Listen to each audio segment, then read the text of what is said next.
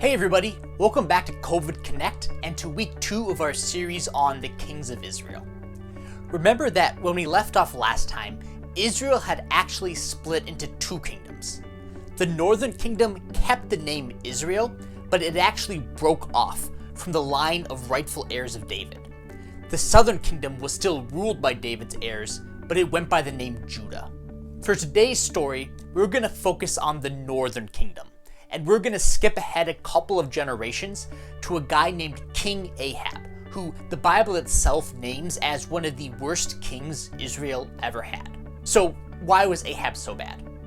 He and his wife Jezebel were guilty of all kinds of sins.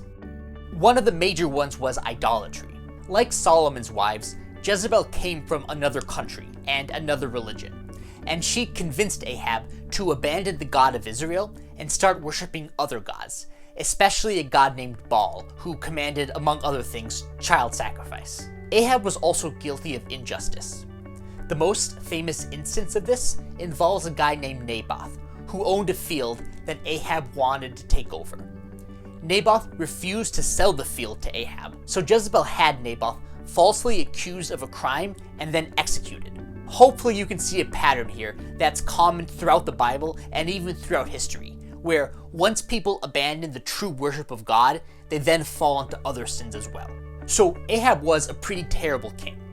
But God did not abandon his people. He still cared for Israel, and he sent them one of the greatest of all the prophets, a man named Elijah. Elijah bravely spoke out against Ahab and Jezebel and condemned their sins, even as they pursued him and tried to have him killed.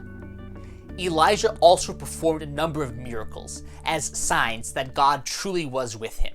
The most famous of these is described in 1 Kings chapter 18, where Elijah challenged 450 priests of Baal to a kind of showdown to see whose God could perform a real miracle.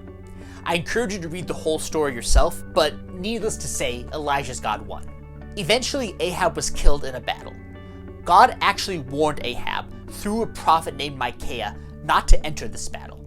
But Ahab ignored Micaiah and instead surrounded himself with false prophets who only told him what he wanted to hear.